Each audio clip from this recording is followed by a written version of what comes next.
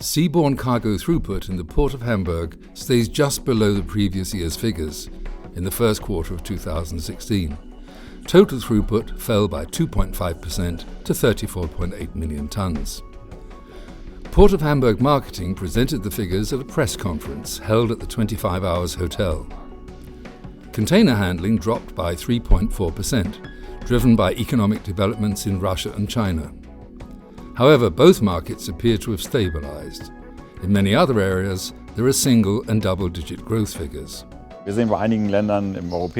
some European countries, we can see growth in container traffic because the crisis is causing us to move empty containers from other areas into areas that lack empties. This is especially the case from the UK via Finland to Russia, with double-digit growth figures for empty containers.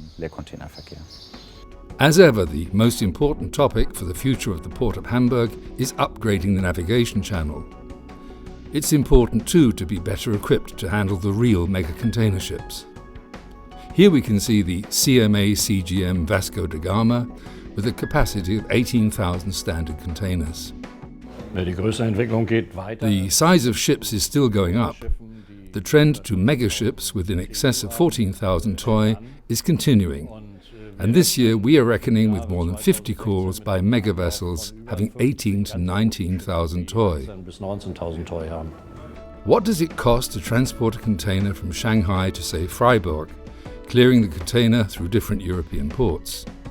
Drury Group experts have analysed just that, with pleasing results for the Port of Hamburg compared to Antwerp and Rotterdam. What came out of it is that firstly, we're the best value, and secondly, we also have the most train departures. Now, I believe that's something that customers really pay attention to. We actually run 5 times a week, so even if a ship is delayed, the container can still reach its destination punctually from the Port of Hamburg because we simply have more connections.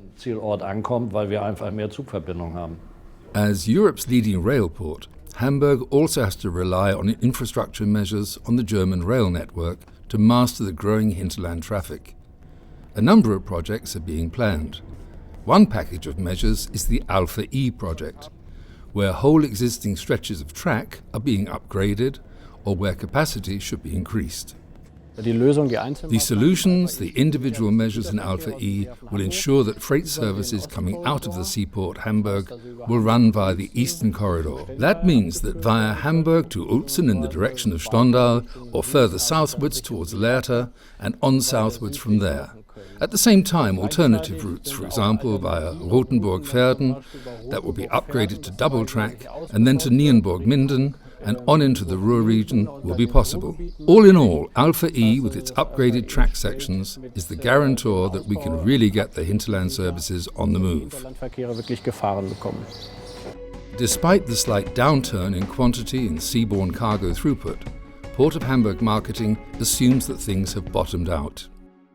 It's quite apparent, not if we compare the first quarter of 2015 with the first quarter of 16, that's still clearly negative, but if we compare the last quarter of last year, meaning the fourth quarter, with the first quarter of this year, then we can see very clearly that the downward trend has stopped, and in many areas positive figures are already recognizable.